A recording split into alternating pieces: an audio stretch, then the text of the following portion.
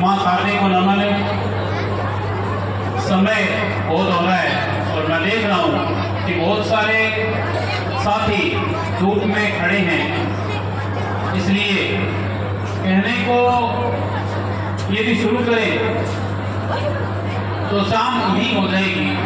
मैं गुरुदेव श्री भवानी शंकर जी मारू के चरणों में वंदन करते हुए दो एक बातें कहना चाहूँगा कि बहुत ज्यादा सफल आदमी जब हो जाता है तो उनसे जलन होती है। मुझे आपसे जलन हो रही है,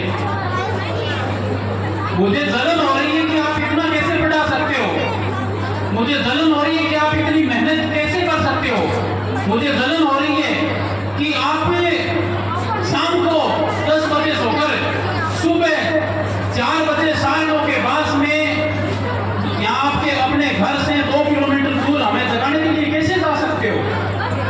इतनी ऊर्जा कहां से आती है आपको? ये सब भी केवल दिखावे का विषय नहीं था, ये सब भी केवल एक दिन के लिए सोशल मीडिया पर आने का विषय नहीं था। ये आपकी जीवटता की, आपके कर्मठ व्यक्तित्व के उदाहरण थे कि आपने इस अपनी छवि को पूरे 30 साल बनाए रखा। 30 साल बहुत लंबा समय होता है। एक ही परिवार की 2 पीढ़ियां एक गुरु जी से पढ़ लेती है इतने समय में। इतना कुछ कर पाना किसी साधारण मनुष्य के लिए संभव नहीं होता। आप मेरे लिए किसी देवतुल्य महापुरुष से कम नहीं हो।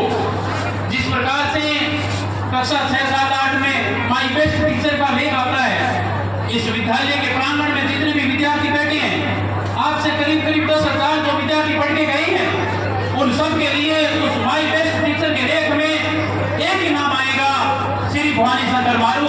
और मेरे जैसे हजारों शिष्य यही सोचते हैं कि मैं गुरु जी का सबसे प्रिय शिष्य हूँ। ये कंपटीशन होता है। ये जब अवधारणा बढ़ती है तब किसी व्यक्ति के व्यक्तित्व का आंकलन करना कितना मुश्किल हो जाता है कि तमाम स्वास्थ्य की परिस्थितियों के बावजूद अपने घर से दूर आजकल मैंने देखा है 10 किलोमीटर, 15 किलोमीटर, 20 किलोमीटर दूर कोई साथी ट्रांसफर होके आता है, 4 महीने बाद में कहता है कि सर ये स्कूल तो थोड़ी दूर पड़ती है, मेरे तो यहाँ और नजदीक ट्रांसफर करवा दो। ये स्थितियाँ होती है। इस सब के बावजूद जब से यहाँ आए उस दिन से लेकर आपने कभी ट्रांसफर का एप्लीकेशन नहीं दिया, ट्रांसफर का फॉर्म नहीं भरा। ये इस सांडवा की धरा का सौभाग्य है, गुरु जी का सौभाग्य नहीं है, सांडवा का सौभाग्य है और आसपास के मेरे जैसे हजारों नौजवानों का सौभाग्य है, शिष्यों का सौभाग्य है कि आपके चरणों की रज में बैठकर हमें पढ़ने का आनंद मिला। एक बार फिर से आपके स्वस्थ उज्जवल भविष्य की शुभकामनाएं देते हुए मैं अपनी वाणी को विराम दूंगा। एक बार सभी विद्यार्थी भारत माता का नाम लगाएंगे। भारत